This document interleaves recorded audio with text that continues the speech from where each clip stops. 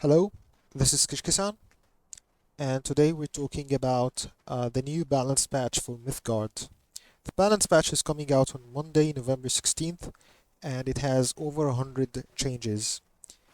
And a lot of these changes are very interesting, both interesting in the sense that they don't seem to do much, or interesting in the sense that they seem to do too much. And what I was hoping from the balance patch really is to tone down some of the stuff in the metagame that I think was not healthy for the game. Red Orange is the biggest offender. That deck has been completely dominant since I first started playing the game. That was over about a year ago now. So I was really hoping with every patch that Red Orange gets toned down a little. Yellow Green has also been a bit oppressive. However, after the media autocam nerf, it hasn't been as oppressive as it used to be. And with with the new expansion came new aggro decks that I don't really think are healthy for the metagame. Yellow red aggro in particular that Madoka has been playing a lot. It's a very strong deck, but it abuses a lot of the mechanics in the game in a way that is not healthy. Uh, and I was really hoping that these three decks would be impacted. And to a lesser extent, I was also hoping for spirits to be nerfed a little. And let's get down to the changes, the actual changes. There are over 100 changes, so it might take us a little bit to cover them all. But I think the most interesting thing is that resist is a mechanic from the new expansion, and it's been added to some of the cards in the current existing set. And I think it's a very nice mechanic. It allows a card to have its own effect last for X turns, which I think is really nice. I really like Circle of Protection. It seems comparable to Ready for Anything. It gives a friendly minion armor 2 unwarded, but it lasts for 2 turns, so it allows us to do a lot of value trading. We can play the Circle of Protection 2 turns in advance, perhaps to play around Magmator or a Magnus or Angel. So there is a lot of counterplay that this opens. The only issue though is that it doesn't do anything against Misanthropia, for example. But it's a really interesting card that I think will see a lot of experimentation. I've been playing a lot of token decks, and I think Circle of Protection can fit really nicely there. And it also fits very nicely with Canines, I think. But it's really hard to evaluate this card as it never saw play before this. So I'm very excited for this change, to be honest. Miraculous Feast I don't think will change much. I think the card is still not that good. I think if you're unaware, I'll show you the card. Miraculous Feast. So it basically fully heals all your minions and gains 4 life 2 turns in a row. I don't think that's good enough to even be a card yet. And I think that's one of those unnecessary buffs that are coming with this patch. Mirror is a very interesting keyword as well. Uh, it's a way. It's I don't think this is coming with the new expansion, but it's a way to, as the Rhinos say, it's a way to make the niche cards see a little bit more play by making them add some more value. So Log the Nice adds an ephemeral copy of itself when you play it. I think Log the Nice is an interesting card. I'm really not sure if it will see any play. It's just too expensive, and for that cost, you can just you would rather play Spirit Away and just deal with it instead of just playing Fragile Line and having to trade somehow. So I'm not really sure if this is still worth it in constructed play. However, it has been brought to my attention that this card might actually break limited, and because Locked in Ice was already very nice in limited play because it's a common, so it's offered quite a lot, and removal there in limited is not as abundant. So this card is actually I think it's a buff for limited, and I think it might not be a healthy buff for limited for that reason. Rune of Denial is an interesting change because I don't think this will affect the card that much. As if you if you remember the card, it's wait. A Rune of Denial destroys an enchantment or give a minion suppressed in any enemy lane, and I really don't think the mirror affects it that much. You're usually just looking to suppress the value generating enchantment, and it's very hard to imagine that the mirror gives you any extra value. It seems very incremental. Forked lightning is one of those. I think it's very close to being playable, and I think this actually might make it see play, as it's very nice to when it gives you an ephemeral copy of itself. So it can deal with a lot of stuff. We can look at it as deal 2 damage, and these numbers are doubled. So yeah, this is a card I think will see some play, and I'm not sure if it will if it will end up actually seeing play after the experimentation, but I think it will definitely see a lot of experimentation and definitely see a lot of play. Now, the changes that are aimed to nerf red orange mid range are quite interesting. The Daring Trapezist going from 2-2 to 2-1 is a very welcome change. It's a change that I've been waiting for a very long time, and it's long overdue. It allows one attack minions to actually see play. 1-2s in this game were very unplayable because of Daring Trapezist just value trading into them and just ruining your early game tempo. So it's nice to have the Daring Trapezist being toned down a little to allow the one attack minions to see play. And this is definitely something I'm very excited for. I don't think this is a nerf in particular for red orange midrange. I think this is a way to make the game healthier. I think a lot of the one attack minions are going to see play now, and I think that's very exciting. And the Chopworn Bull going from 2-5 to a 3-4. It now does not shuffle an ephemeral card back into the deck, but draws a card. I think that the Bull coming down on 3 is significant, as it has a very good body. And one of the main weaknesses of Red Orange midrange was the lack of good bodies. Most of the Red Orange bodies were countered by Magnus or Thunderclap. So that was a big problem for Red Orange.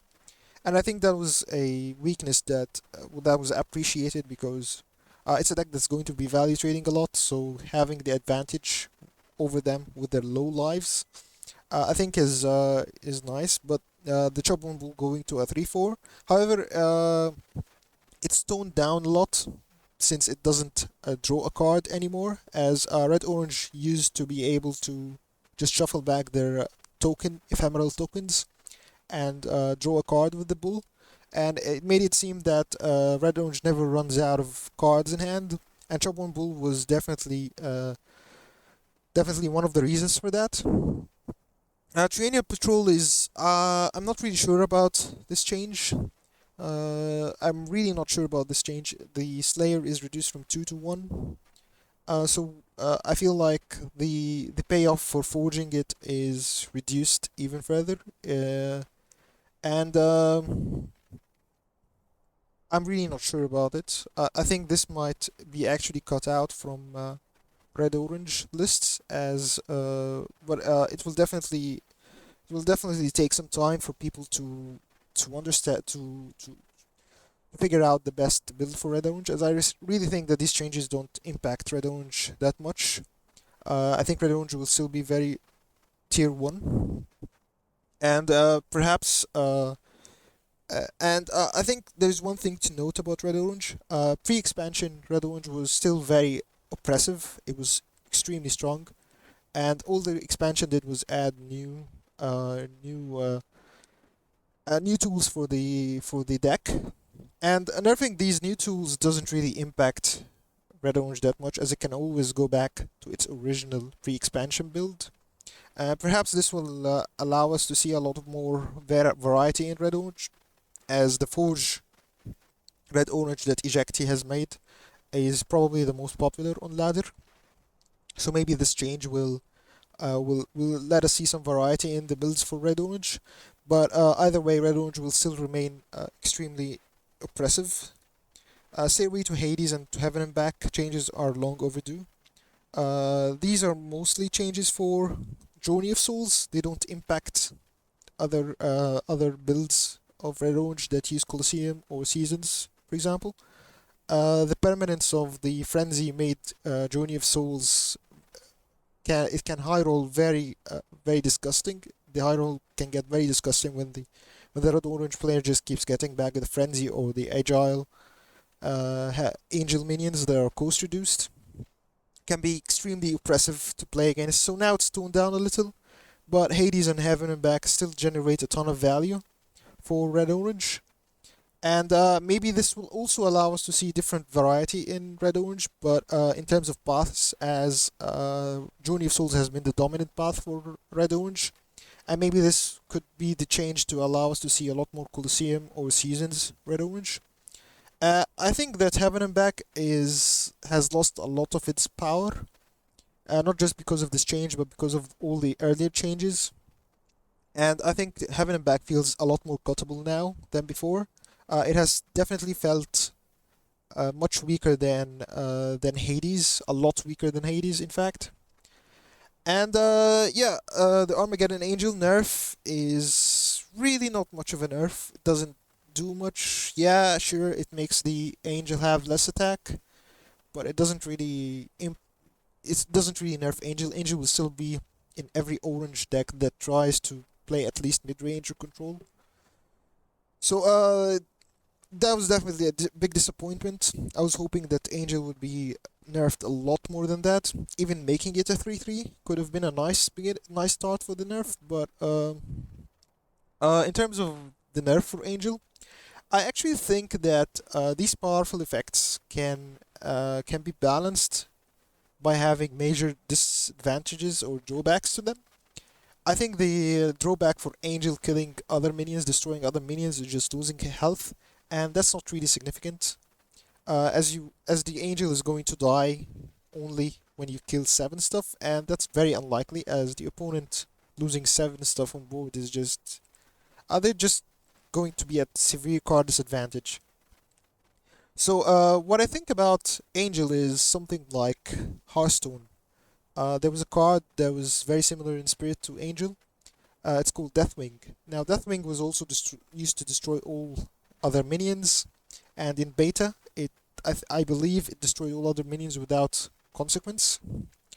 And I think the card was balanced really nicely there by giving it the extremely negative drawback of discarding your entire hand.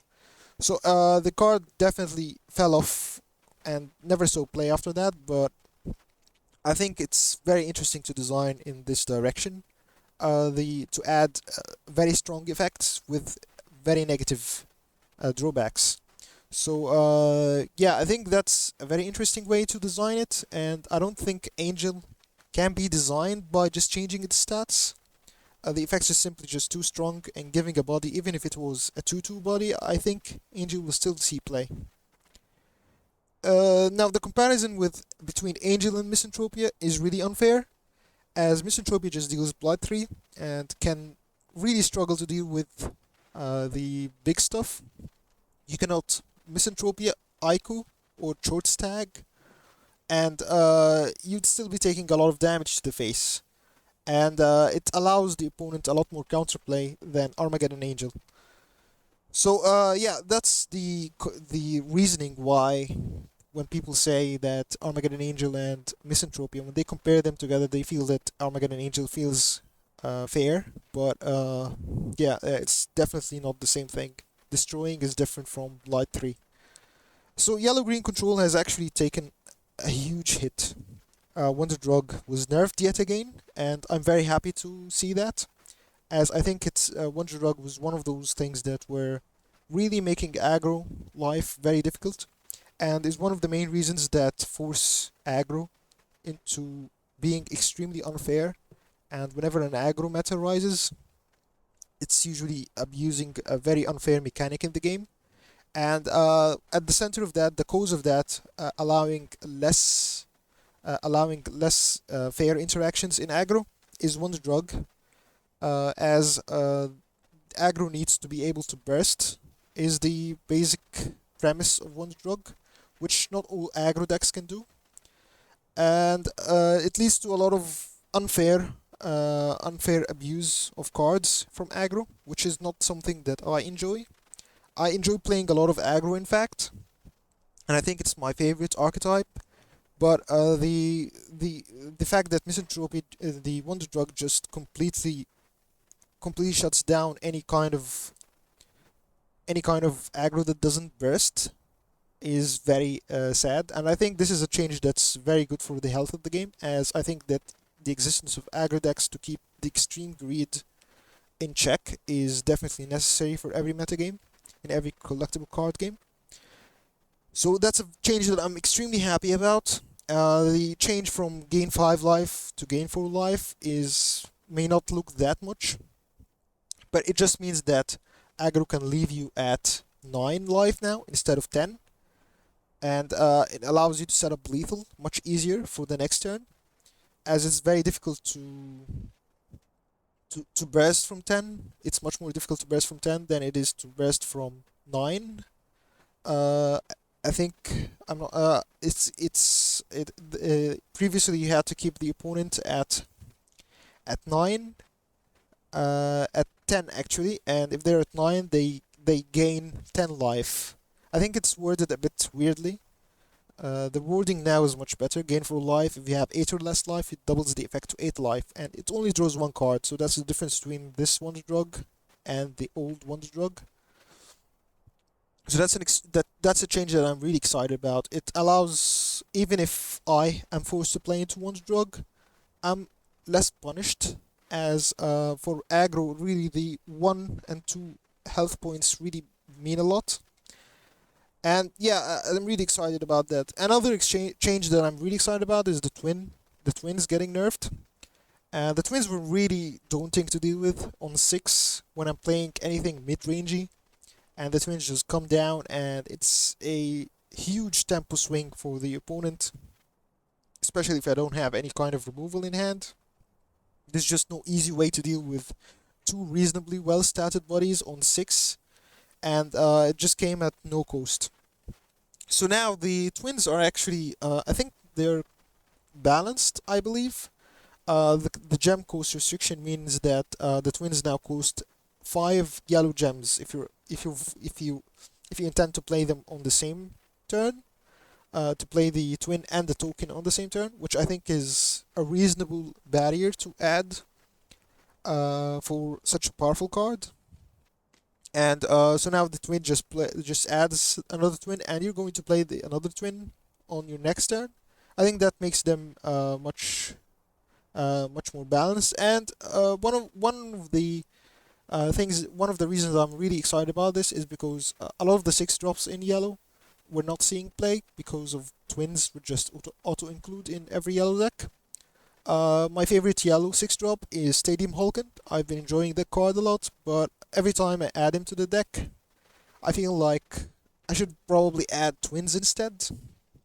But now I feel less bad about playing the Stadium Hulkens, and I think this is a very healthy change because the twins were just very boring. And yeah, this is a very nice change that I really like. The short stack change is very interesting. It cannot take more than 4 damage in combat. Damage clamp being added to 4. I'm not really sure what this changes. Probably not much, as you're probably just going to be using removal in short stack. It's very difficult to remove short stack through minion combat. But yeah, it will definitely be easier to move it in minion combat, but it's definitely not something that we should be doing. So I'm really saddened that the red yellow aggro nerf is just insta beast, going from one yellow gem to two yellow gems. I really don't think that's much of a meaningful change. And I don't think this really changes anything. Without a volition nerf and a hysterical strength nerf, I really think that red yellow aggro just was not affected at all. So that's that's a change that I'm really not happy about. I was hoping for at least a volition change, at least a temporary change to volition, making it two gems at the very least. But sadly, we'll have to wait for the next patch, hopefully. But yeah, this is extremely disappointing. Green purple spirits, the nerfs to green purple spirits being Racer in the Shadow is very interesting change because I really think that this is not a nerf. This is more of a buff. So yeah, sure, it nerfs the recursion from Call from the Grave on Racer and Vixen, but really it buffs every other purple deck, and this is very unnecessary. I think that Racer being no longer banished at the end of turn is a huge mistake.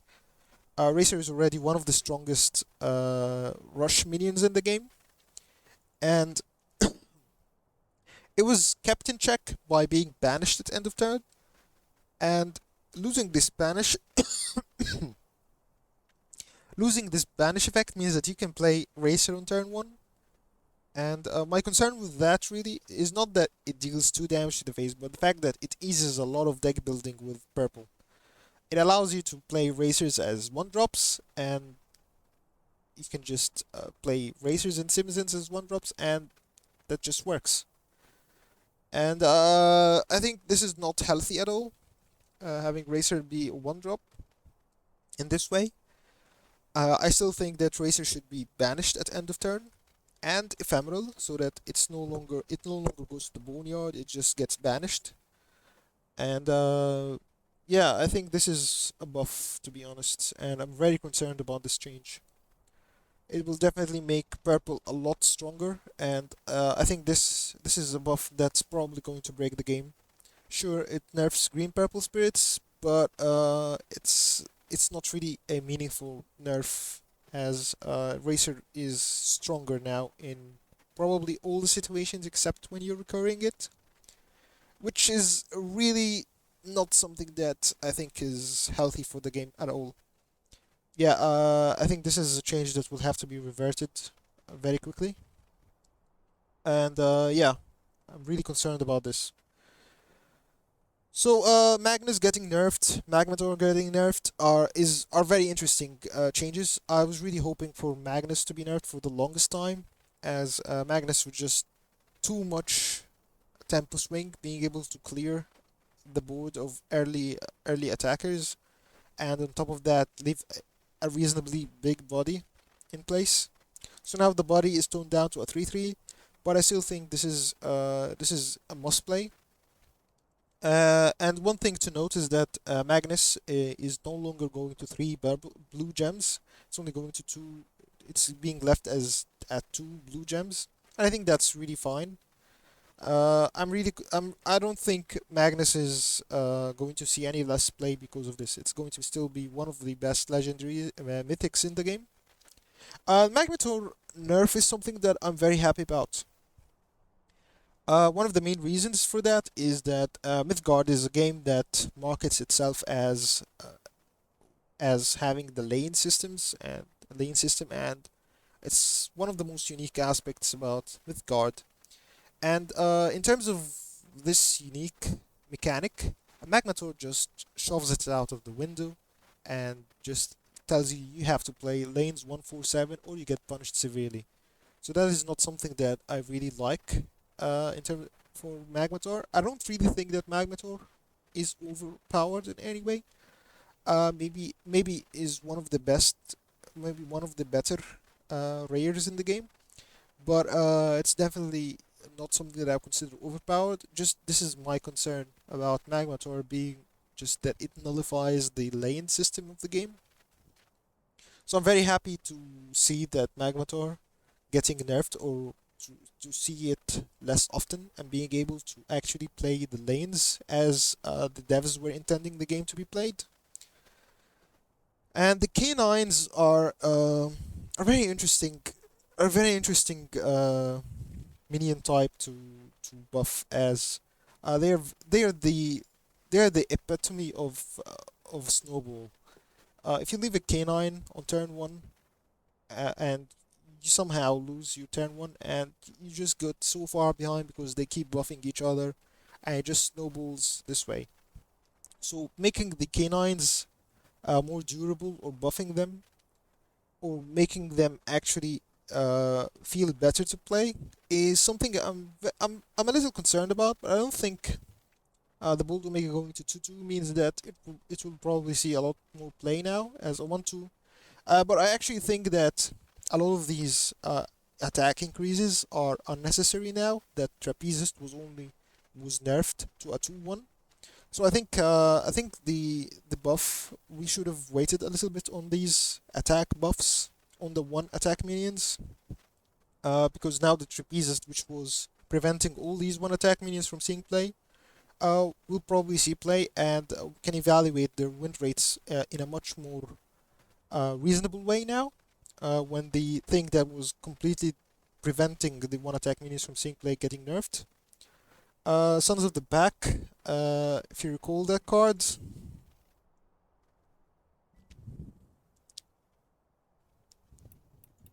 Yeah, it's getting swift. I don't really think it impacts the card at all. It's very, I think it's will be very extremely niche where you make use of the swift, but it's an interesting change. Volkov Veteran getting regen is actually, I think, very nice. I actually like this change.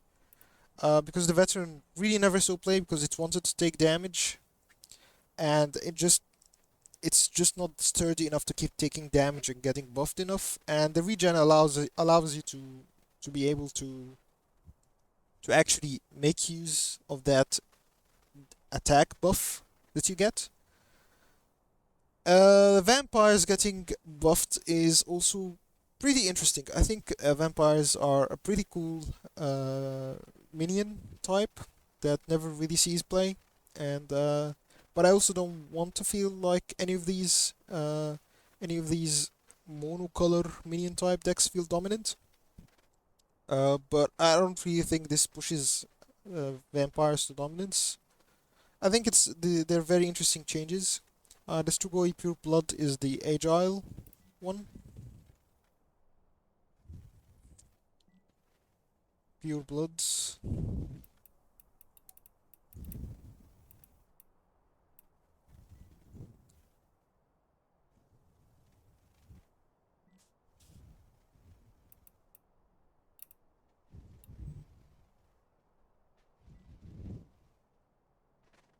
Um, the Strigoi Pure Blood. Yeah. The Strigoi Pure Blood going to 2 attack, 2 health is actually relevant for Coliseum.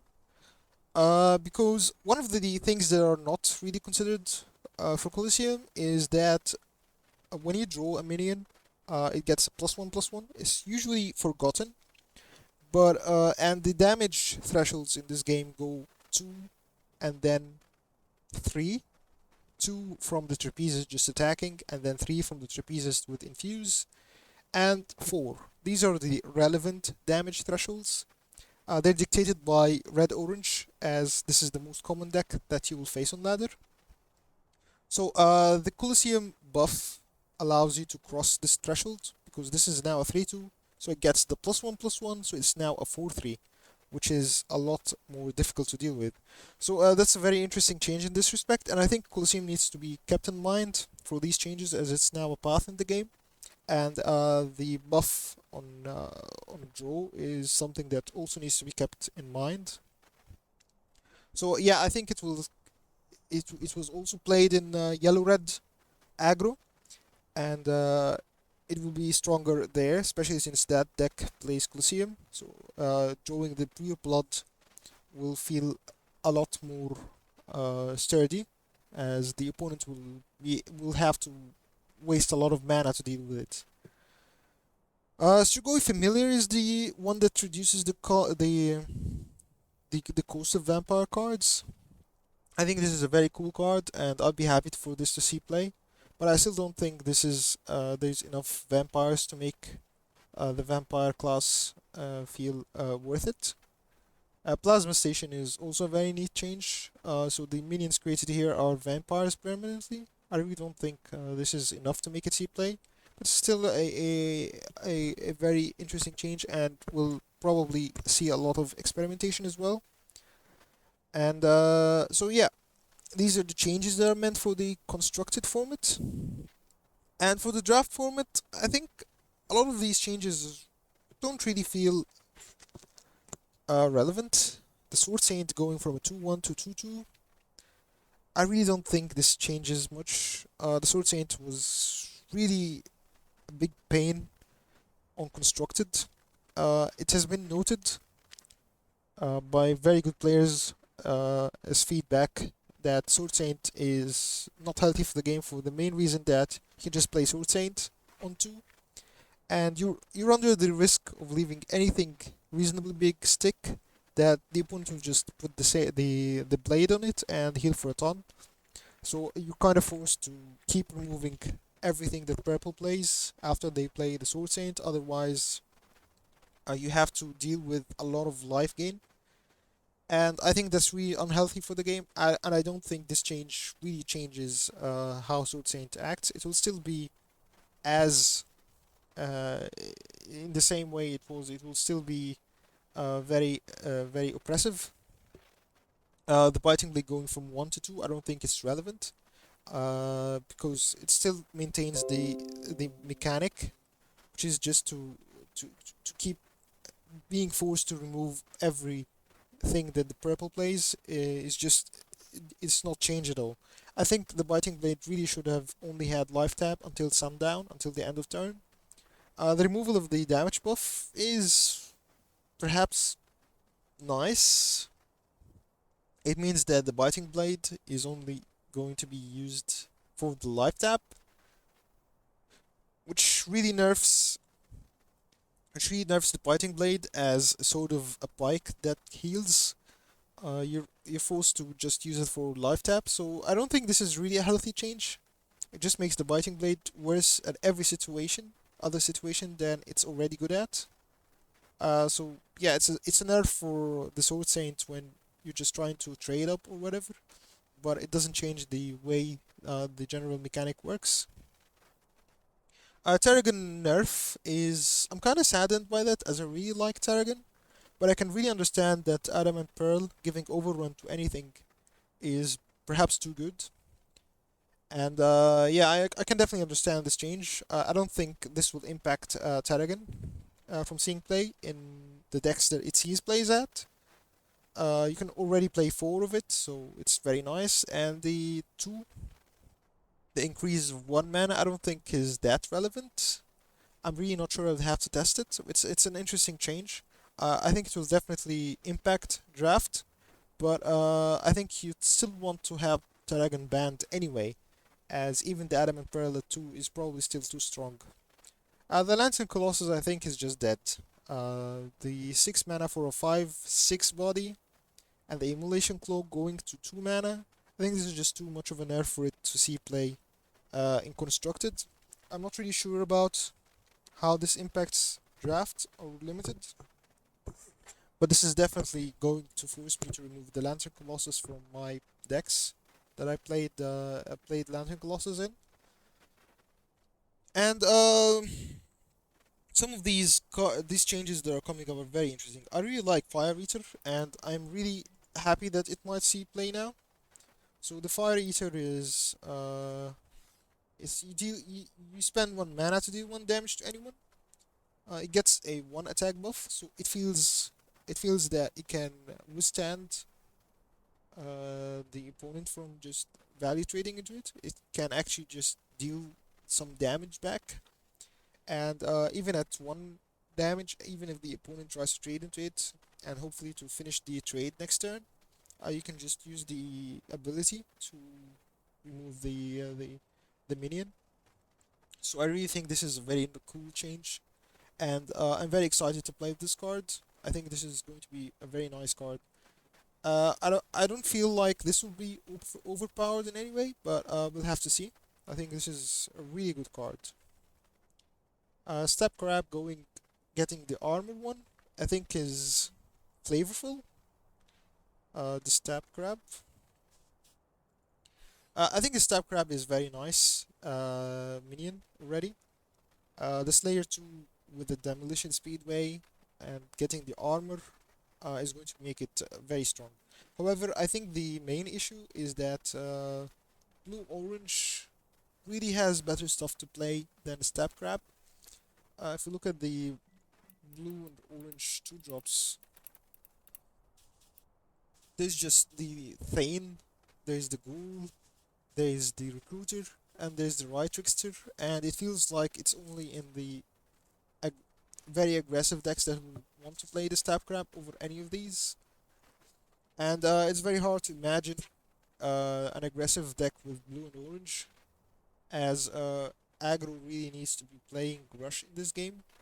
It's very hard to be able to finish games with this color combination. But it's definitely something that we'll see a lot more play, especially since everyone wants to play the crap. But I really don't think we'll get a blue orange viable deck. Perhaps I'll be wrong, and I'll be very happy to be wrong, as I really want to play with the Step Grab. And the Lord going for a 1-4, I don't really think this is a change that I'd welcome at all. I think Lord is not one of those cards that you'd want to be played a lot. It's a card that's supposed to be a meme card. I don't think this is a card that we should see play. The mill mechanic is definitely not a it's not an interactive mechanic. If the opponent just manages to be able to stick the Lord on board, you kind of have to lose a lot of cards in your deck. I don't think it's a good effect by any stretch of the imagination. I just don't think this mechanic should be pushed. A 2 mana 1/4 is already nice, and having Lurker can actually fit into aggressive blue purple decks, as it has a very nice body that can survive some trades, especially since Trapezus was nerfed, and the lowest now, the one attack is just not much of a big deal as it used to. So I'm really opposed to these one attack minions getting buffed before seeing how they perform now that Trapezus was nerfed, as Trapezus was really preventing a lot of these cards from seeing play. And yeah, I think this is one of those unnecessary nerfs. Train Jaguar and Train Jaguar, I really think this is also an unnecessary nerf. The Train Jaguar is already nice. It sees some play in red yellow aggro. And maybe the data said that the card had a low win rate, but I really think we don't need to push these 2 drops, especially since coming down with 3 health on 2 is very difficult to deal with. And the comparison to be made really is the Valkyrie Tough. Now the Valkyrie Tough comes down to with 3 health, but the difference is the 2 blue gems, making it very difficult to play the Valkyrie Tough on non-mono blue decks, as it will be very difficult to find the 2 blue gems consistently. And you can't really afford to play this as a 3 drop, as it's vanilla minion. Unlike, for example, the Zerzian Recruiter, which can be played as a 3 drop, you're not that sad about that because it at least draws a card. But this is just a vanilla minion, and it has 3 health, and the limitation for that minion was that it's 2 blue gems. But the Jaguar on the other hand, the limitation, there's just no limitation to that. Coming down as a 3/3 just makes no sense. You can just play it in any yellow-red deck now, and it can just value trade very easily and at no cost. It's much easier to find yellow red, one yellow and one red gem than it is to find double red or double yellow on two.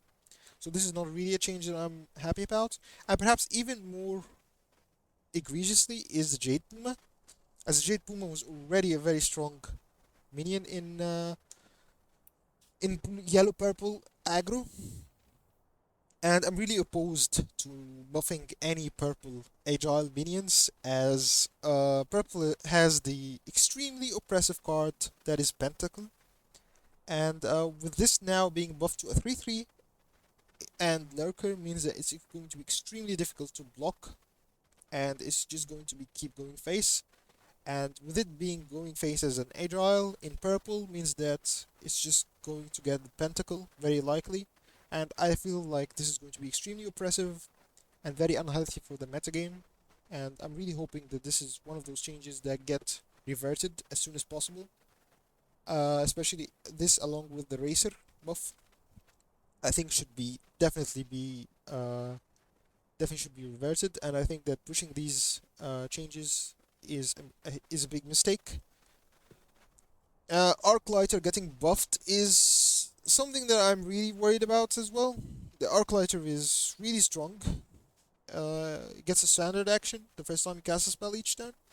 It's a very strong card, and I think I don't know why it didn't see much play, but I think that it definitely needs a lot more experimentation for it to see play, as the effect is extremely strong. I think the main reason why this doesn't see play, however, is because green purple cannot afford to play spells without the dirtling that yellow green can do. As a deck that tries to cycle and find all the stuff, it feels a lot weaker than yellow green, for example. There's a lot less tempo swings. You don't have access to Plague Maidens, so playing Arclighter in a deck in a similar vein to Yellow Green spells feels a lot less of a payoff than, for example, the Plague Maidens, which are extremely strong when you play the color combo. But I think it definitely should see play in the aggressive green purple decks. And in fact, I play the Arclighter in my token green purple deck, simply because I can keep buffing stuff with the juiced and giving the Arclighter multiple the extra standard action, and the agile just means that it doesn't get blocked. So I'm really surprised at this buff. I think Arclighter is already a very good card, and making it a 3/2 I think also runs the risk of breaking the game. I'm very worried about this change, and I hope this one also gets reverted. I don't think this is going to be a healthy change at all. The Familiar Sprite going for reducing reducing the spell costs by one is interesting. I don't know if Familiar Sprite will see play, but maybe that now that Arclighter is actually a witch and the Familiar Sprite has immortal while adjacent to a witch minion, maybe it will see a lot more play. Perhaps alongside some of the witches in the game. There are lurker witches. Vedma Sky Ranger is a lurker. The Recursionist is a lurker, but I doubt you'll be playing the Recursionist alongside the Familiar Sprite. And the Serenity Sea Witch is also a lurker. So these lurker witches are going to be very nice with the Familiar Sprite, especially since now it has the effect of reducing spells by one, means that it's worth playing even without a witch in play. Another witch that's actually getting buffed is the Academy recruitment, because these cadets are witch tokens. So it's a very interesting change. I'm very excited to play the Familiar Sprites. Iris Daughter fully heal this and adjacent minions.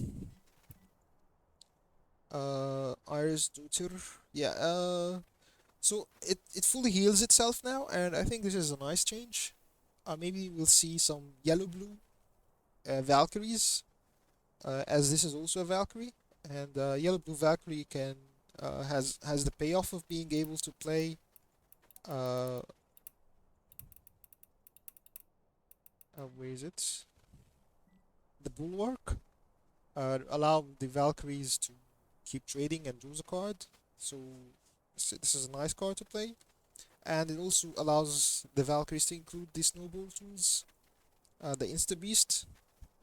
But I'm really not sure how viable that is. It's a very interesting change, but I'm not really sure how viable it is. I think it will see some experimentation, but ultimately I don't think it will see much play. Brass Bouncer is really weird change, as I really don't think this is a minion that cares much about the attack. It felt like this minion was meant to be countering stuff like necromantic, and you don't want to.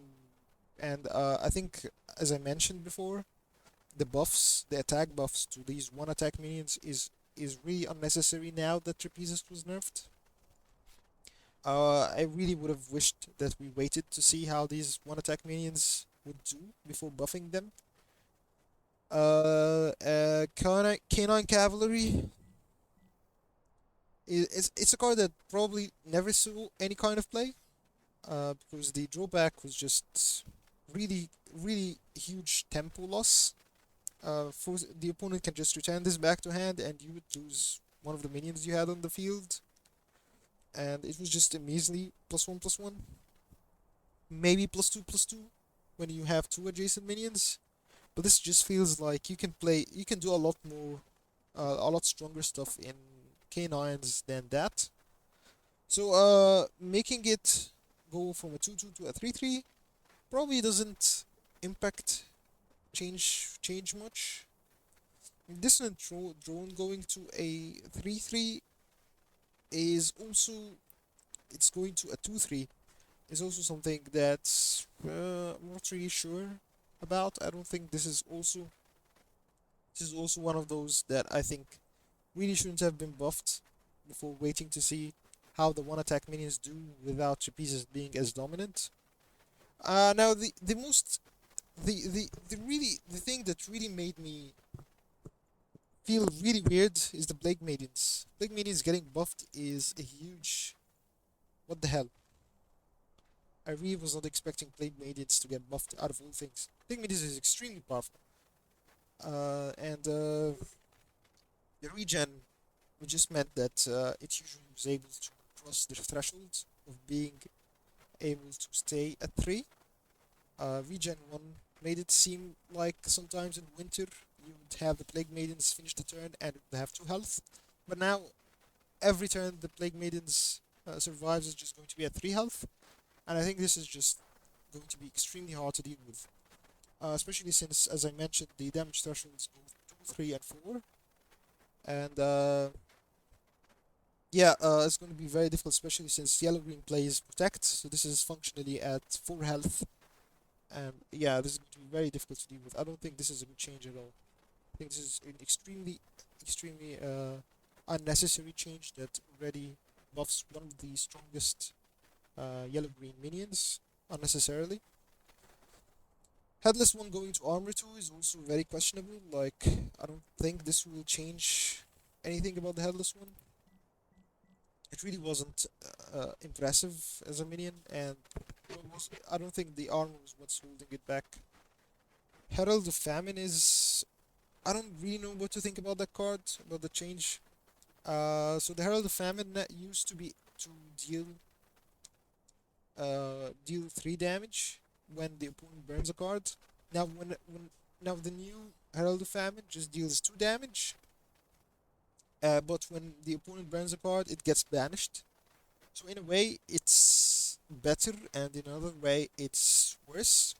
Because it might be seen as better because sometimes you just don't want to draw your small stuff again. Like you shuffle in the eager recruit, you don't want to see it again. You don't really care about it getting banished, and in fact, it just makes your deck better overall by uh, by banishing these bad cards and getting the gem. So it makes it better in this sense, but you still take a reasonable amount of damage. 2 damage is still the difference between 3 and 2 is a lot, but I think it's really not. I'm really not sure how this would end up being. Yeah, I think Herald of Famine was definitely a problematic card. You played it on four, and you just make the opponent take a lot of damage for them to be able to deal with it, and it being at five means that it's very difficult to deal with. So yeah, I'm not really sure about this change. I hopefully this tones it down a little, but I wouldn't call it a straight up nerf.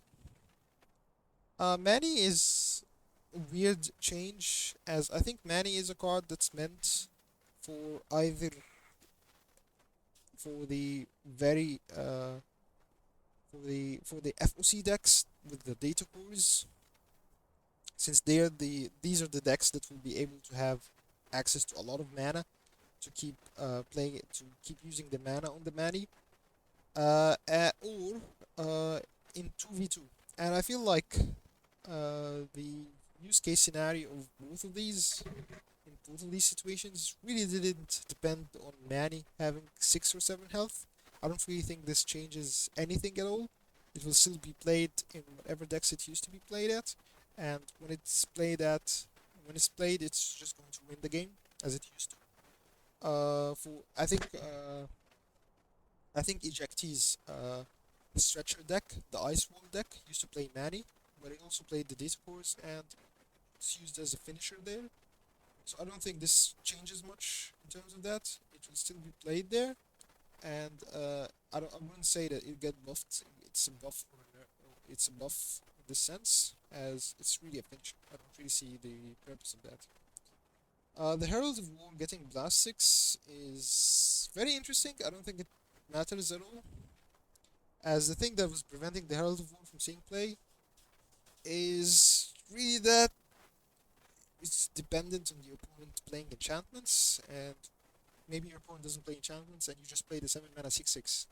So now it has Blast 6 to counter that, but I really don't know how good is that. I really don't think it's that good.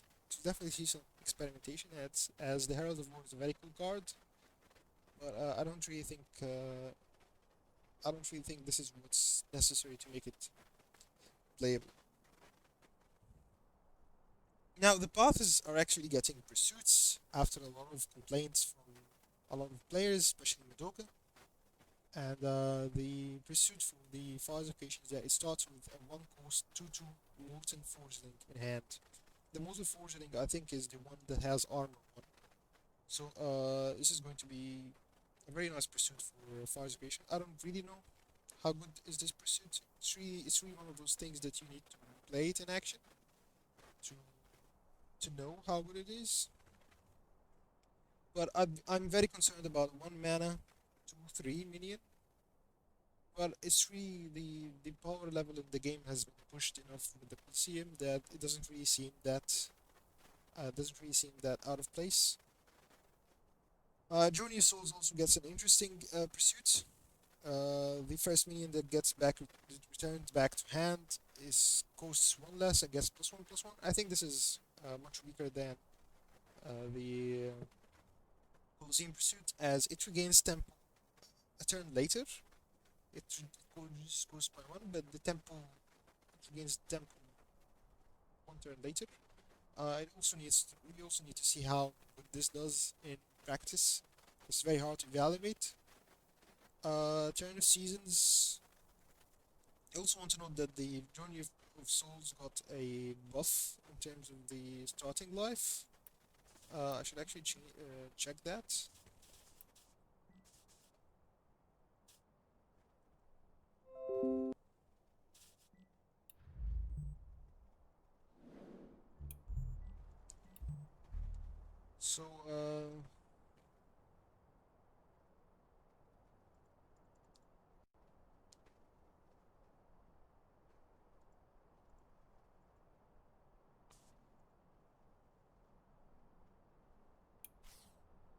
So, the pursuit. I actually thought that the pursuit was changed somehow.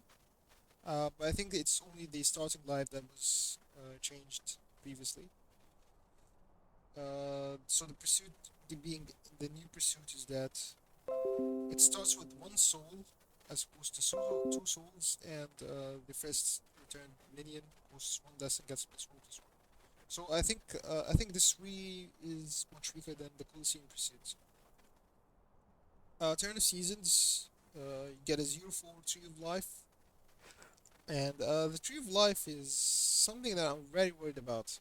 It's a 0 mana 0/4, and at, at the start of your turn you gain 1 life. This is going to be very worrying in these aggressive Turn of Seasons decks, especially yellow green Mothmara that Madoka has been playing. You can just play the Tree of Life and to protect your Mothmara, and it's going to be extremely difficult to deal with a 4 health minion this early on, especially since it has Defender, so it's going to be extremely difficult. I'm not really sure what to think of this. It used to be at 5 life, but it was changed recently to 4.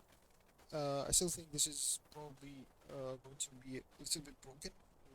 But you really need to see how these pursuits actually work in practice before evaluating them and coming to conclusions about them. The power changes are very interesting. I think I really like these changes overall. The foresight change, making it changing it from divination 3 to divination 4. I think this is really irrelevant. I think foresight, the biggest problem preventing foresight from seeing play is that it's too expensive. I think foresight could cost 1 and it would see play at 1 perhaps. However, costing 2 when you can just be doing when it's not really when it really doesn't do anything relevant to the board is not something that I think changes it by just changing the divination value, as divination 3 was already enough to get you an enchantment a lot of the times. But the divination 4 definitely helps a little bit more, but it doesn't fix the main problem that was preventing foresight from seeing play. Uh, the issue with buffing foresight in the way that I mentioned to make it 1 mana is that Disc of Circadia is a path, and this could really love a 1 mana power. It would literally this could literally play a 1 mana power that does nothing. It's just that the path is just that strong. So this is a design limitation, and I think foresight just probably needs to be redesigned. As I don't think even if we make this divination whatever we'll see play. Mend is also an interesting change. I don't think it really changes much. Healing minions as a power is really not worth the 2 mana. I think, as there are a lot of times that your minions are probably just trading cleanly, they don't survive, and it's very hard to justify it in that sense. But when the minions survive, the healing for 2 will definitely be felt a lot more than the healing for 1. And I think the main thing about men should be the life gain, but at the same time, we don't really want Mend to gain a lot of life. I'd be interested to actually consider Mend as a 3 mana, gain minions heal 2 and you gain 2 life. I'm not really sure if this breaks the game somehow, if it's still underpowered, but I think this is at least much better than this. Impel going from 2 to 3 mana is something that I'm really happy about. I think Impel was too strong. It was probably one of the strongest powers in the game, and it just enabled a lot of really bad mechanics. I think Shinobi of Smoke should have been nerfed along with Impel, but I can understand that the designers are waiting to see how this impacts the Shinobi of Smoke. But the barkeep, the auto barkeep that gives the ramens for the free power activation, circumvents this nerf to Impel, as the power just costs 0, even if it costs whatever. So I'm not really sure how this changes much. Maybe the using Impel in turn 4 on the Shinobi of Smoke was already very low tempo, and but it makes it that much harder to do on turn 4. To Shinobi of Smoke on 3 and the Impel on 4, and you just be left with 1 mana. But with the barkeep played on 4, you played the ramen and it doesn't change anything. So it's a very weird way to go about this this nerf. I think I like it in general. It makes the Bell much more easier to deal with as it comes at a heavier cost of the extra mana cost. But I'm not really sure how it impacts the decks that I'm using Impel the most. And one thing to note is that Impel is extremely oppressive in draft, and maybe this can actually balance Impel. I'm not really sure either. Uh, these will this will definitely need some testing, but I'm very happy to see Impel go from 2 to 3 mana. Grease Monkey ability activation going from a standard action to a utility action is probably not even relevant. I don't think Grease Monkey will ever see play. R healing as well. The problem with R healing wasn't that it healed for too little. It was probably that it costed too much for what it does. It could probably cantrip for it. It would probably need to cantrip for it to see play at one. So the R healing costs two. Uh,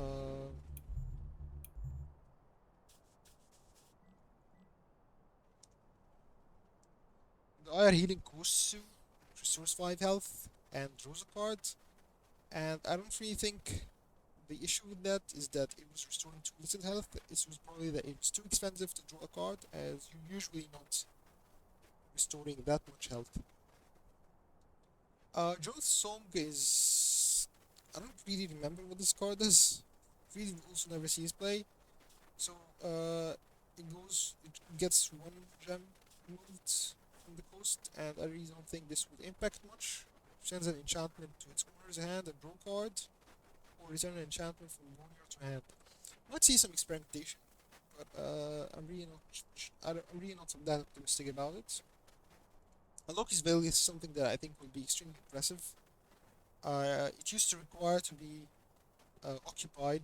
The Loki's Veil used to require to be occupied, but now the occupied clause was removed. So just enemy artifacts or general the same name as the target are suppressed. No longer requires for the Loki's Veil to be occupied. So this is definitely a huge buff for Loki's Veil, and I'm really scared about this change. I think this is definitely not a healthy change. I believe. Berserker ability activation going from 1 mana, double blue gem to just double blue gem. I'm really not sure about this change as well, as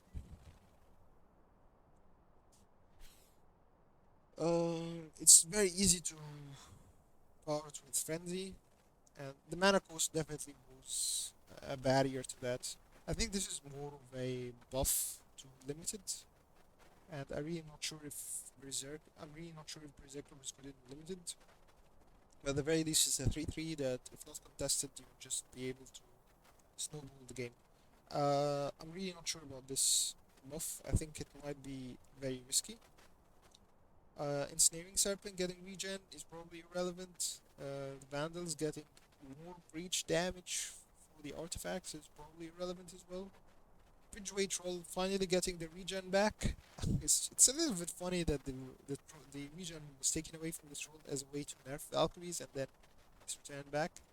It's really unnecessary. The troll is now a shadow of itself.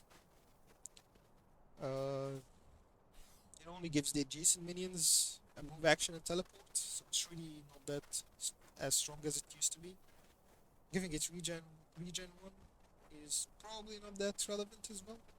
A Spear Sister buff is something that I'm extremely surprised to see, as I thought that Spear Sister was very nice. It was already very strong, and I didn't really think that Spear Sister needed a buff.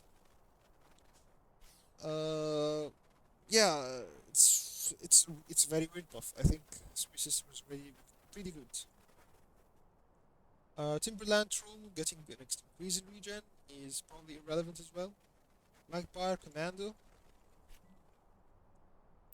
Magpie. The Magpie Commando getting first one is scary. I'm really not sure why we're buffing these cards. Uh, it's definitely allows the Magpie Commando to fit into aggressive decks, but really aggressive decks will not lacking in one drops. There's there are already a lot of good one drops, especially in yellow. Doper, Axolotl, and now the Magmar command already used to be playable, but as an extra, as the ninth one drop you'd add. But now even it's probably better than Axolotl, especially in Coliseum if you're going on the draw. Having this become a 3-3 automatically instead of a 3-2, the Axolotl is probably a lot of is probably worth more than playing the Axolotl. Fire Dart Frog is really one of those relevant changes. The Vibrant Quetzal gaining 3 life is probably very interesting now. I think the Vibrant Quetzal was probably very close to seeing play either way. Uh, I really like this card, and I'm happy to see it buffed. And I'm also happy to see the life gain go away from the spells and more towards the minions. I think this allows a lot more counterplay. Uh, Playing the Monster Drug from hand just felt really bad, but now you're playing the Quetzal on the board and testing the board feels a lot more interactive, and I really like that. I enjoy playing the Quetzal a lot, especially since it has Agile, so it serves a couple of purposes. You can play it on curve and you can just gain the life, and it doesn't get blocked easily because of the Agile. Cloud Scale Drake getting the Serpent type is probably very funny. It's hilarious that the Cloud Scale Drake is just getting the Serpent type, and as we will see later on, the Shinobi of Fire is actually getting buffed, even though the Cloud Scale Drake is probably objectively worse than the Shinobi of Fire 90% of the situations. Dreamweaver is also a very irrelevant buff. I feel. I don't think moving this mana cost really matters much. I don't really see returning this minion to opponent to owner's hand mattering at all. It's you're paying to basically heal this. I believe. I don't really see any purpose to this. Maybe there is some kind of combo you're doing with the purple enchantment, the loadout armory. You just keep playing the Dreamweaver on the loadout armory to keep getting the Armature of Ages, but it feels extremely janky. Another way to another combo might be with the Bemini Falls. You just keep gaining a million life, but really the gem restriction is just going to be putting an end to these seemingly obnoxious combos. They're just going to be pretty janky. I don't really think these are necessary changes. Incubation chamber just getting full arm. I think this is one of the changes that probably misses the point of why incubation chamber was not seeing play. It really wasn't that the minion wasn't surviving, but because having your own minion getting stunned was really just a huge tempo loss. You're playing a minion and it gets stunned and you can't do anything with it.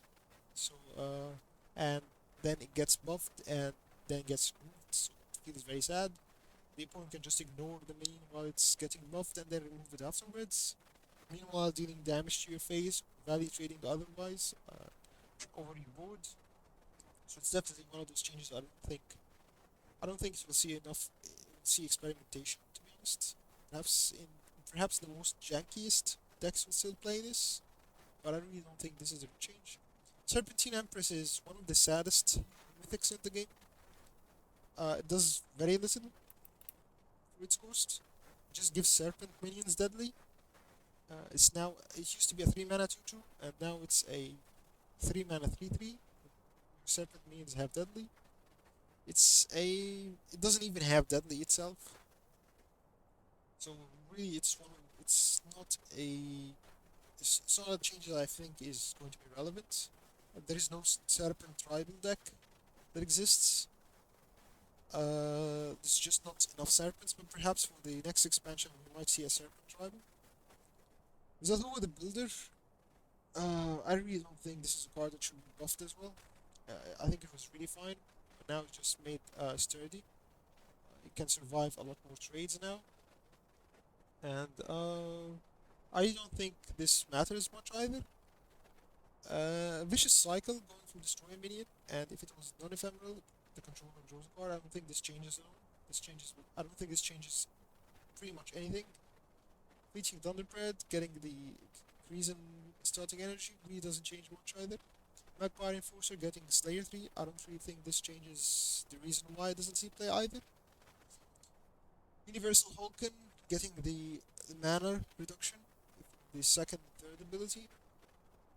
I really don't think this is relevant either, as this is just too much mana investment to get a meh body. Doesn't really matter much. Harvester changes might be actually quite relevant. This is a lot of life. Harvester was already gaining a lot of life, and this is just maybe the yellow-green decks can now abandon the Monster Drug and focus more on the minion-based healing from the Quetzal and the Harvesters. It's a very interesting direction to take yellow-green decks towards. I'm very interested to see how this works out. Uh, and my favorite change probably from this patch is probably Dead Man's Eyes, as I really enjoy playing with the kind of decks that sacrifice their own minions, red, purple, or yellow, red. They're called aristocrat decks. They're really fun decks, and Dead Man's Eyes was was always wanting to be played there as you're sacrificing yourself, but it just felt like there's a lot of RNG involved in it, and sometimes you just don't get to draw with it. But right now, at least you get the temporary mana back, so we can look at it in terms of a card like Steambun. Playing the Steambun on Dead Man's Eyes and using its ability, it either draws two cards for 2 mana, or it draws one card for 1 mana. So both situations feel very nice. It's a very nice card. Temporary mana definitely helps a lot. It doesn't allow the thing to come down earlier, but it definitely helps a lot if you whiff the the the coin flip. I'm really excited for this change. The Forlorn Spirit going from 2-1 to 2-2 really doesn't change anything, and the Muse really also doesn't change anything. I really don't think that the increasing of the divination values really matters that much. The card is already at 0 attack. This is really not the reason why it doesn't see play. Impoverished Ogre going to 5-5 is very interesting, but I don't think this is relevant for constructed play. I think this is more of a draft buff, but I think the Ogre was probably good enough there. I'm really not sure about that as well, but it's still an interesting change. Iron Belly Wyvern getting a 4-3.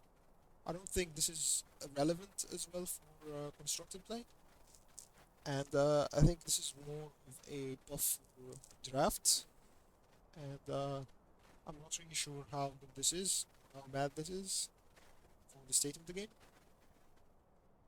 As the Iron Belly Wyvern has teleport and swift, so it can just it has a free move action every turn basically, and it can go anywhere on the board. So it's very difficult to block the Iron Belly Wyvern. I think this is an interesting kind of aggro minions. I really need to play with this to be able to come to a conclusion about it. I think it's aggressively statted, so I think it would be interesting to try this out. Aggressive decks.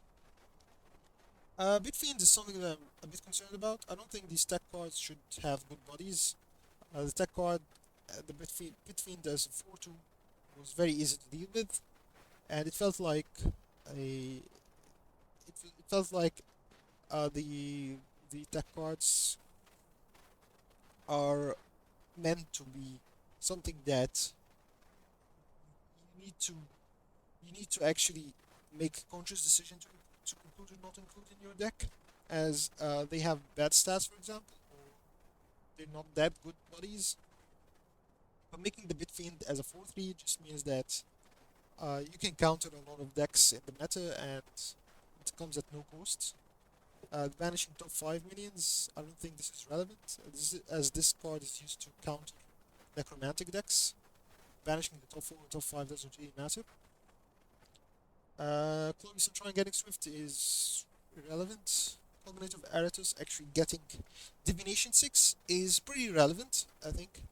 because now the Cognate can actually see play in Rainbow decks, because Divination 6 is pretty huge for Rainbow. It allows you to draw consistently at the end of turn.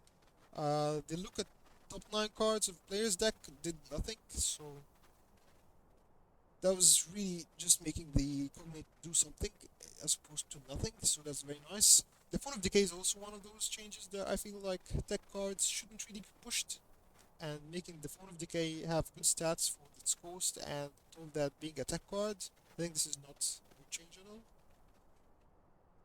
Cyclopean Giant change this also feels pretty pretty weird. I think the Cyclopean Giant was fine, and making it have a 3/6 with focused 4 keeps the stats overall the same, but it allows it to trade better when the opponent cross blocks. Howling Abyssal is not one of those cards that I also don't want to see any play, because I don't think Mill is a mechanic that should be pushed. As to go runners for Focus 2.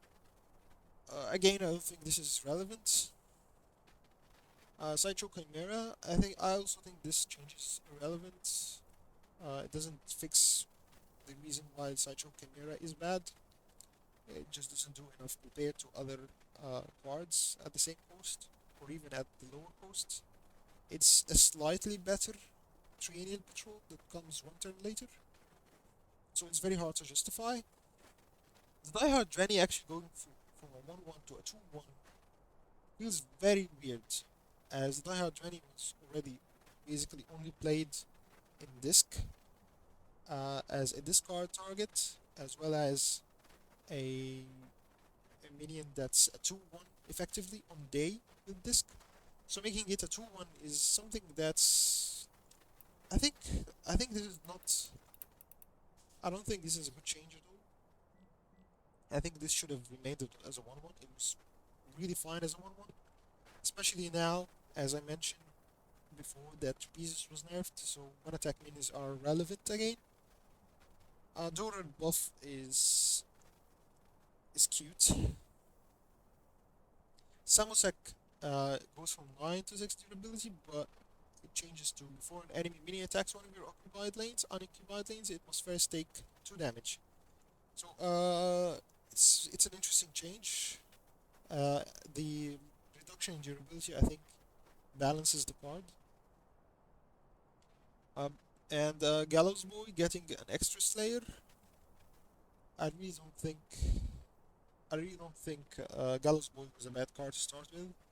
I think the main reason Gallows Boy didn't see play was because the type of deck that we want to play Gallows Boy didn't have enough support in green. Academy analysts can actually see play now, especially that Trapezes was nerfed, so one attack is relevant, and it gets the next spell you cast this turn costs one less. So this is very interesting addition, and we're seeing that green is turning into the color that has a lot of the spell cost reduction. It's a very interesting direction to take green towards. Academy recruitment was going to be 2/1s to summon 3/2/1s, and I really thought that was really broken. But now it's just made into focused one, and I think that's a lot more reasonable. I think cadets, the academy recruitment will definitely see some experimentation with the nerf of Trapezes. Trapezes was really preventing a lot of stuff to see play, and on top of that, Magmator was also nerfed and will probably be far less prevalent. So it seems like the cards that were that felt really bad against the recruitment are getting nerfed. So I'm really thinking that recruitment will see a lot more play now. Smargle Hatchling getting regen too. I really don't think this increase in regen is the reason why this card never saw play. Bomb Basilisk, again, it wasn't the low attack. It's still low, doesn't change much. Focus Frenzy, getting Focus 2. I'm not really sure about this change. Maybe, maybe this change actually makes this card see play in Canines as a finisher, perhaps. And I'm really not sure about that. Kushi the Deathless. You only need two minions on top of it for it to return to play. I think Kochi is it feels very sad compared to something like the red green forward drop compared to the Firebird, for example. Feels very sad compared to the Firebird, and it doesn't do that much really. These effects never proc as the full health is really very easy to deal with. So it's an interesting change. Maybe it will see play. I'm not sure. We'll definitely see some experimentation as it's a very cool card. I don't think it will be played. It will end up being played. Ravenous She is also one of those very weird cards to be buffed. I'm not really sure why. I'm not really sure why this is coming through. It's a very decent minion. It's very decent and it's very close to playable, I believe. It feels a lot more defensive than, for example, Local Heavy, but at the lower gem cost, it becomes it's reasonable because it costs one less gem, so it's a lot easier to play in multicolor decks, especially in draft. You wouldn't be sad to get Ravenous She in draft, really. So making it a 6/5, I don't know really if it's relevant constructed yet, but for draft it's definitely going to be felt. Vilja Wind Fury from 4/5 to 4/6 is definitely a huge change. I think a lot more necromantic decks are going to be running Vilja now, as opposed to just the red green necromantic, as the 5 health was really making as a 6 drop. The 5 health was really sad to see. Making it 6 health and it has Swift and Frenzy and Blasto can do a lot of work. Especially with something like the Guise of Focus on this, cheating out the Vigilant Fury from the Necro and playing the Guise of Focus on it. It can just it's just it's much more difficult to deal with now. Sanguine Steel from 5/3 to 6/3. This is also an irrelevant change. Doomcat going from 2/1 to 2/2. And I think this is a weird change that's meant for Colosseum. Now Colosseum can play Doomcat, as Colosseum really wants to be playing stuff at 2 health or more, with some very few exceptions. And this definitely pushes Doomcat to be played in Colosseum, and I think this was a very unnecessary change. I think the Doomcat was already good enough, and that it summoned deserts is only waiting for a non-rainbow desert deck to arise. I think we're close to that. Mardikor is already a very powerful payoff for playing deserts. So these changes just made the Dust Devil and the Doomcat getting +1 health. They're just Colosseum changes that allows you now to play desert, the non-rainbow desert with Colosseum instead of Eternal Seasons, perhaps. Xerxine Observer is a very nice card to finish games. Uh, it gives agile to adjacent minions, so this really can get through blockers. And costing 2 mana was too expensive. Now that it costs just 1 mana, it means that I think the Xerxine Observer will definitely see a lot of play, especially now that, as I mentioned so many times now, that one attack is going to be relevant with the Trapezius nerf. The Notarized Reality is also an irrelevant change. I think I really like the Soul the Fields change. All lanes opposite your desert enchantments are enchanted with Parched Wastes, and the Parched Wastes are just occupying minion takes 1 damage and can't be replaced by other enchantments. I think this is a very cool change. I think Soul the Fields will definitely see some play now. Doom Courser. I think this is a scary change. I don't think this is Doom Courser was. I think this just pushes desert synergy too much. So if it's occupying a desert, it's now a 4/5 4/3. I think this is probably too good, and it has and regen 3. So yeah, I think this is a change that probably it's probably going to make deserts feel very pushed. Yeah, imperfect copy probably an irrelevant change as well. Insurance broker actually going from 1.3 to a 1.4 is very relevant. I think insurance broker is already very strong, and it's now much stronger than it used to be. I think Red Orange will definitely be playing insurance broker now. Now with the bull no longer drawing, I think the insurance broker will definitely played, and being as one attack is not that much of a big deal as it used to be, as now Trapezist has been nerfed, so one attack is relevant now.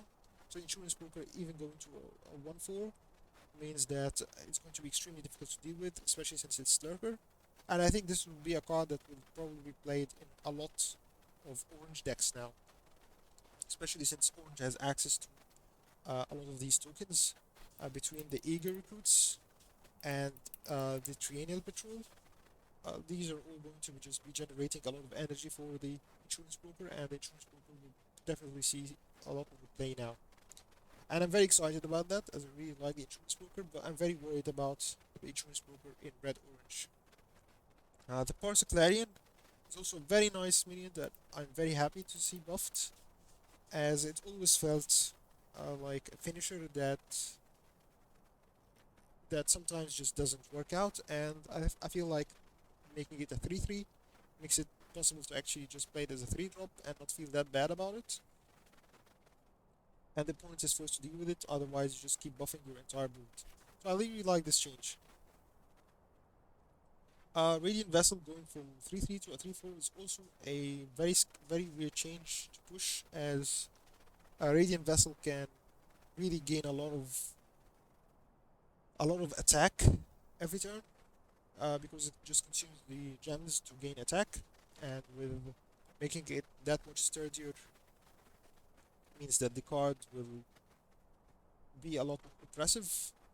I'm not really sure how how relevant this is going to end up being, as the decks that usually play Radiant Vessel play it in some kind of OTK. It's going to be very interesting to see either way. Parsa Immortal getting fully heals at the end of turn. Uh, Not really sure how this impacts the cards, as I'm really not sure about that. It can allow to just keep trading and surviving all the trades, as now it just fully heals at the end of each turn. The opponent just can't force can't the opponent really needs to finish the trade on his own turn. He can't double block it and finish the trade on his turn or the next turn.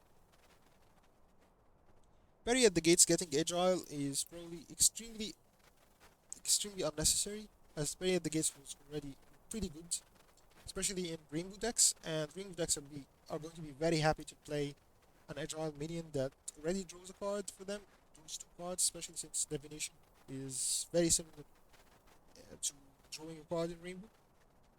And I think this is pushing the blue orange Rainbow, since playing the parry on the giant stairway is going to make this a 6-6 with agile, which is going to be very scary. I think this is a very unnecessary change. Silicon Sentinel going to a 5-8 is also irrelevant. It buffs the alchemical key decks. I don't really think it's relevant. Cataphract to a 5-6. I think this is actually a very interesting change. But I think Cataphract only sees play in draft formats and limited formats, and I think this makes it that much better there. I think it was already pretty good there, but now it's just much better. And I think this is probably not a change that was necessary for the game. Similarly with the Diva of the Wastes, I don't really think the stats were the issue of that card. It's just the problem is that it does nothing. And the Behemoth gets uh, the the the artillery treatment. It cannot be returned to hand or deck from play, and I think this is really cool. I really want to play with the Behemoth, but it usually just feels like it's not worth its cost. For purple, we're getting some a lot of questionable buffs here. The cross training buff really doesn't do anything. The sniffer buff is also something that I'm opposed to. I'm opposed to generally buffing the one attack minions when the trapezist has been already nerfed. Axeman change is pretty cool, but I was really hoping that we get piercing as well. Ujiwaza to only ghosting two, two, two mana and one purple gem is very relevant because the Ujiwaza problem was that it was very difficult to play the Ujiwaza because of gem restriction, especially in draft. But I think this card is already too good in draft. I don't think that it deserved a buff. A Profane Locust actually can be actually getting buffed is not something that I appreciate as well. The Profane Locust actually has a relevant condition to it. Minions attacking through this lane get ephemeral and -1/-0 until sundown. So I think the Profane Locust will actually see a lot of play in Rainbow decks that play purple. But I'm really not sure if it makes the cut. But I think making Profane Locust feel more playable in series decks is not a design decision that I agree with. I think cards that mill or that go in this direction should be very difficult to set up, and this is just making the card better for whatever reasons. Deathmark going from 1 mana to 0 mana is also unnecessary. I think the issue with the issue with the cold blooded killer wasn't that the Deathmark was too expensive, but rather was that it was very hard to forge it as a rare to play it as a 3 drop as well.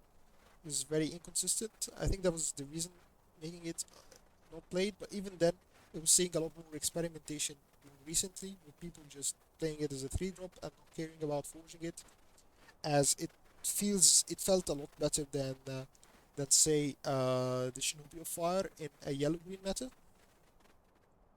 But yeah, this is definitely not a change that I think is healthy for the game. And the Haunting Hero is probably one of the worst changes, along with Jade Puma and the Racer. The Haunting Hero is really pushed for no reason whatsoever.